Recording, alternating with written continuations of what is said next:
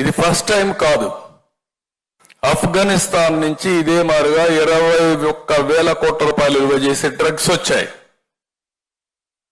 అదే మారుగా ఈరోజు రాష్ట్రం మొత్తం గంజాయి ఉంది. డే 1 మనం ఫైట్ చేస్తున్నాం. మనం పోరాడుతూ ఉంటే తెలుగుదేశం పార్టీ ఆఫీసు మీద దాడి చేశారు. నేను 2 రోజులు 48 అవర్స్ ఫాస్టింగ్ చేశాను. మన మీద దాడి చేస్తే మనం ఇచ్చిన కేసు తీసుకోలేదు.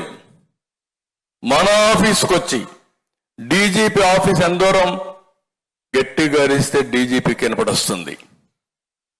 అక్కడి నుంచి ఆఫీసు మీద దాడి చేసి వీళ్ళు హ్యాపీగా వెళ్ళిపోయే పరిస్థితి వచ్చారు.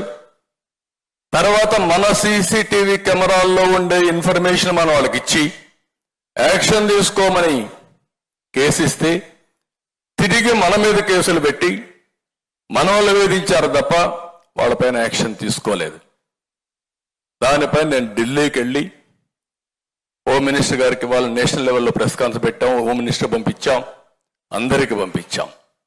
అయినా యాక్షన్ తీసుకోలేదు.